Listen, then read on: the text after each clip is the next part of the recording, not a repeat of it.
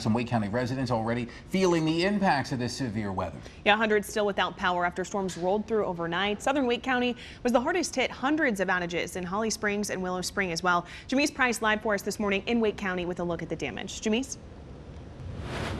Hi, Sydney. It has been a busy morning and now afternoon. You had Duke Energy DOT crews really working to remove those downed trees and power lines. Now, Wake County families preparing for the next round of rain, and for some families, especially those in the southern part of the county, they really can't take another drop of rain, and here's why.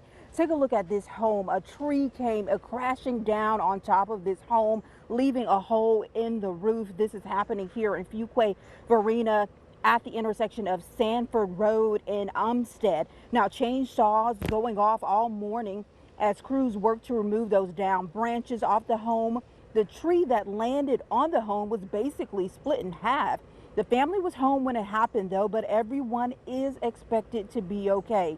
Now crews are working to remove those branches and debris to get a tarp on the roof to prepare for the next round of rain and possible storms.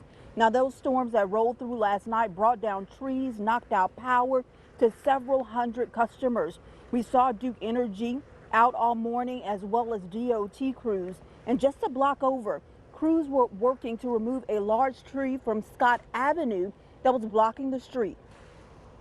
I called 911 about 6 o'clock this morning because there was a tree blocking the road, and none of the other people that lived on this road could get back or forth from their houses, and I was tired of not having power. So I called 911 and got the fire department out here, and then the fire department got Duke Energy out here, and it took them about 5 hours to get everything back on. A roommate that lives in there said that all 3 of our dogs, whenever the tree hit, because I mean it hit, as you see, the tree was very big and it took down 2 power lines.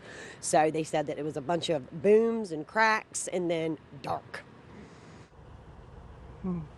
And so that's Heather Bowman. She's lived in the area for about 10 years, and she says this storm was the first that knocked out power to her home. You're now looking at this home here on Sanford Avenue and what's left of those tree branches on top of the roof. And as we talked about those power outages at its peak, there were about 2,000 customers here in Wake County without power. That number is down to about 130. So clearly those Duke Energy crews are working to get power restored here in the county.